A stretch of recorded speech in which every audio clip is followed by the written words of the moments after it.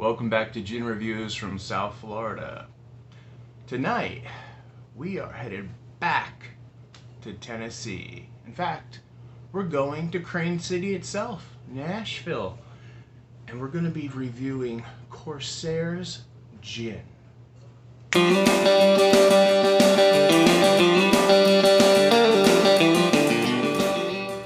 Coming in at 46%, made in Nashville, Tennessee. It's a contemporary style.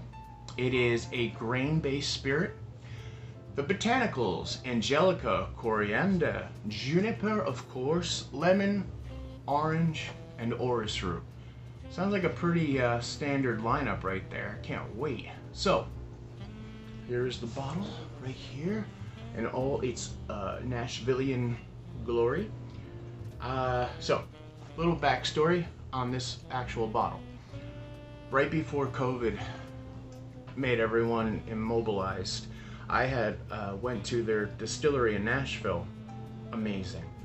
Derek Bell, who is the owner, I actually got a chance to talk to him, and I'm sure he doesn't remember this, but I will send him a copy of this or a link to show him what I think. But we had a little conversation. I was just getting into gins. I actually went on the whiskey trail, came back, and then was talking about gin to a friend, and they said, "Oh, have you tried Corsair?" And I said, "What? What is that? What's Corsair? What is that?" Well, then I find out it is a distillery in Nashville that's in an old automobile plant. And when I say like a plant, this place is huge. Their pot still is a copper pot still, and they use a gin basket, which is so cool. But it is an actual pre-prohibition era actual pot still. I mean, it's really cool. We're gonna dive into this and see exactly what we're getting into. Oh, and here's the top part. I just love that. Oh, and natural cork, Mr. Bell. Thank you very much. I am very much appeased right now. Okay, so this is gonna be, I think, an easy one. Whoa. Wait a minute. Oh my gosh, the cork almost came out. Not that that really means anything, but you know. All right. Let's say we pop this bastard open, huh? Yeah, now that is a nice, decent pop. That is a good one right there, I like that. Oh, and a natural cork. You know me and natural cork goes together hand in hand. Now, since this is a Tennessee gin, which I waited to move back to Florida to review, I will be using the old trusty standby here.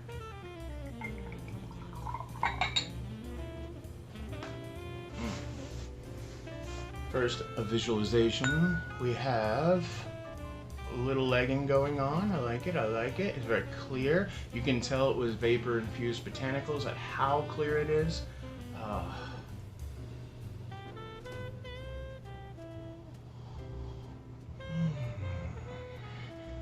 Wow. It's very different. It is a contemporary for sure, because the juniper is not very pronounced, but it is there. Citrusy. I can smell the orange and the lemon in a combined citrus scent.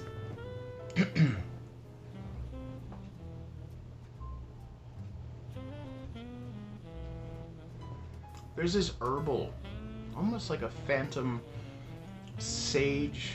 No, you know what it's more like a bouquet garni. And for my culinary friends, you know what that is, but for who is not in a culinary inclined to that aspect, a bouquet garni is a sack made usually out of cheesecloth, and then it is filled with herbs, peppercorns, garlic, anything that you really want to season up your stocks with, and then you tie up the end of the sack and you throw it into your stock, and At the end, you take that out and throw it out. It's pretty much like a boil in the bag type of thing. Have you ever seen one of those for like crayfish or crayfish? Here, my Jersey, crawfish or lobster, shrimp, boil. They do up in New England. Yeah, that's exactly what I'm smelling here. It's very aromatic. There's a lot of like herbaceous, but also like Thanksgiving morning, you know, that smell, I hope.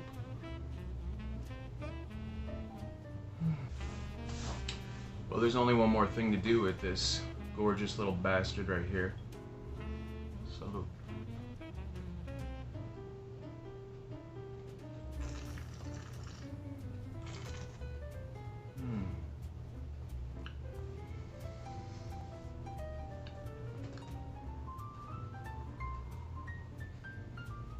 ooh, wow. Oh, wow. Oh, wow. What a burn. What a nice burn. It starts right here. It's going quick. It's a quick traveler, but it's a very intense burn. Very nice, though. Not scorching, but very nice. Wow. Okay, so that bouquet garni, it's like broth almost. There's like this broth flavor almost. The herbs, the herbage, the sage, phantom rosemary, thyme. It's really nice. It's very different. Juniper is now coming into play. It was before too, but it's being more pronounced as it travels. It's not bad. It's not bad at all. There is a little bit of a pepper bite at the end. Not too spicy, but enough for you to know that this is going to be a really good martini. I have a 1/4 ounce of dry vermouth.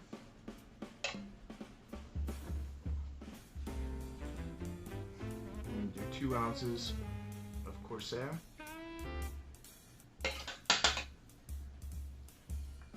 Two and a 1/4.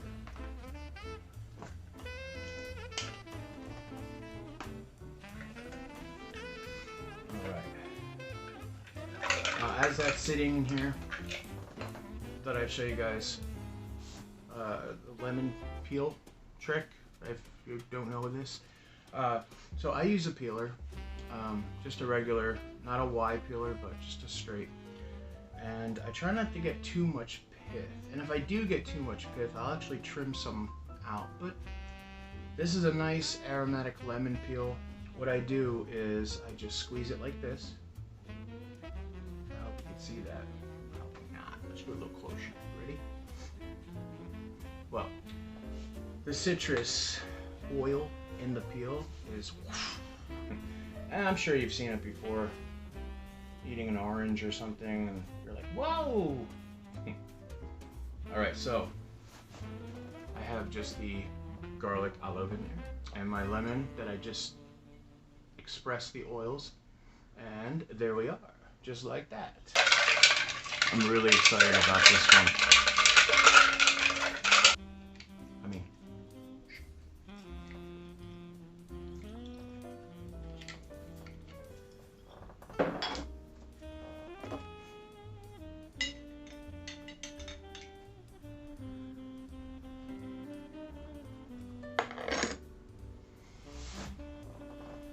There's also 2 large bar spoons of the brine that was with that vermouth.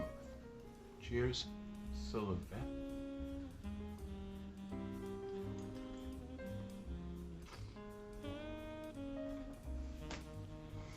Wow, damn, is that a good martini. Derek again, man. Okay, so the juniper that was barely, it really wasn't up in the forefront. It was more of that bouquet garni flavor I had. The juniper is now popping with the dryness of the vermouth, the olive brine, and the expressed lemon, and then the orange bitters as well. It's bringing juniper lemon and orange from the botanicals out into this beautifully well-crafted martini.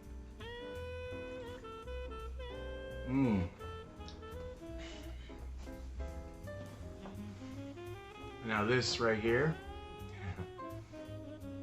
this is what I sorely needed with the Argentinian gin that we did the other day.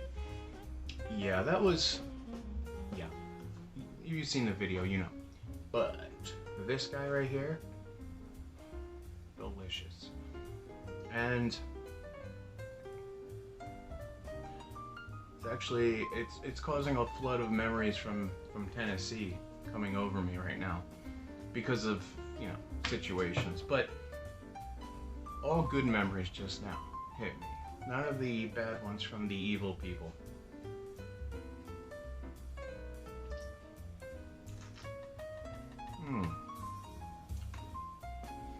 Very rarely do I finish a martini on the program.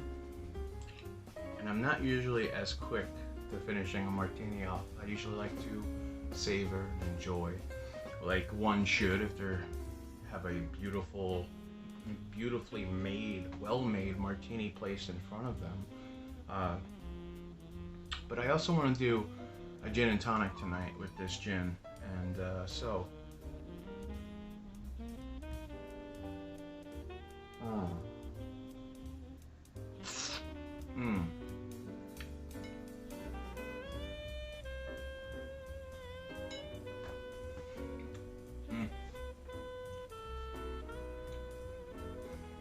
That olive at the end, seriously, sometimes it is just the greatest thing.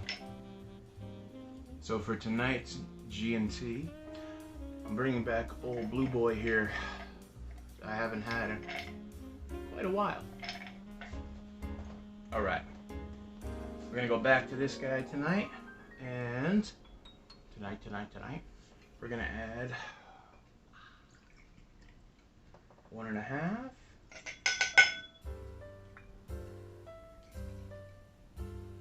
I'm gonna go a little heavier on this tonight because I really like that bouquet garni flavor, and I want to see if it amplifies, and I think it will. So I'm doing another, 3 ounces all day I'm doing.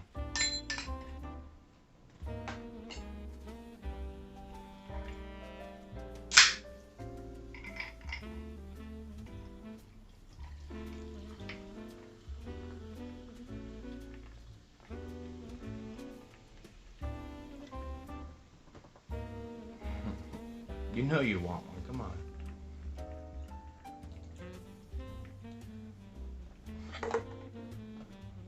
Maybe it does pay to be a chef making cocktails. I say that because of the ounces. I mean, I'm pretty good at weights and measurements, but whatever. Okay, so let's try this plain gin first. Salute you bastard, salute.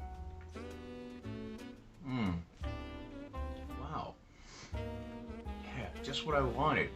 That sage, the thyme, the rosemary, a little parsley even, it is amplified from the quinine and the tonic. Oh man, it's very good. At the same time, I'm also getting the citrus notes from the orange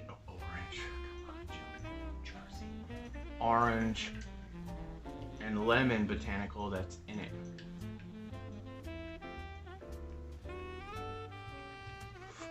We must amplify. Lemon. Little Persian there.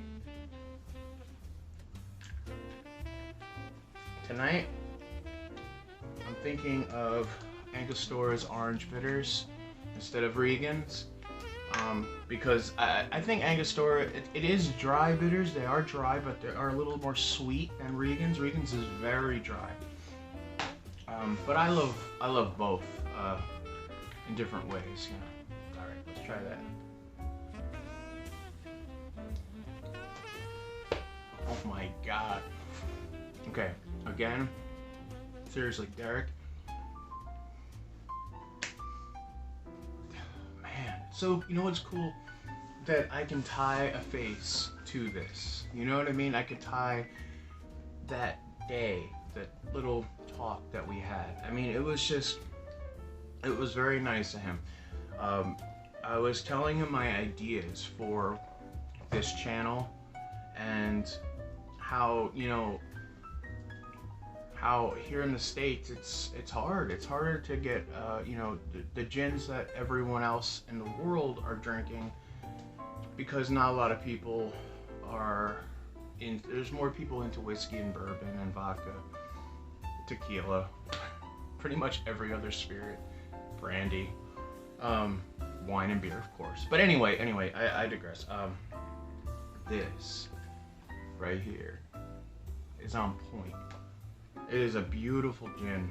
I can taste individual botanicals. The juniper is definitely present now with the quinine more. The Martini was definitely more on the juniper note.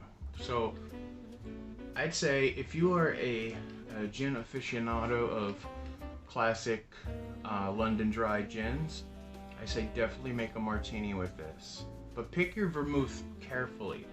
I think you'd want to have more of an herbal vermouth than a sweeter dry vermouth. And if you are a Martini person, you know exactly what I'm talking about. From me to you to me, to everyone else here in the States, from sea to shining sea, thank you. I wish you a wonderful night, a wonderful morning, a gorgeous day. And if you're in the Nashville, Tennessee area, of course, stop on in. Make sure you tell Derek I said hello, and sample some of his products, because it is outstanding. It's an outstanding American product right there. It's another great example of what we can do here in the States. So I salute you, Derek. Thank you very much, sir. Salute. You bastard. What? Oh my god. Oh my god. Okay, so I think maybe that cocktail turned me into this llama. Anyway, since I'm here eating this really, really good grass, let me just tell you, please subscribe. Subscribe. Now, which tonic is gonna bring me back to being Joe, the human? Help me!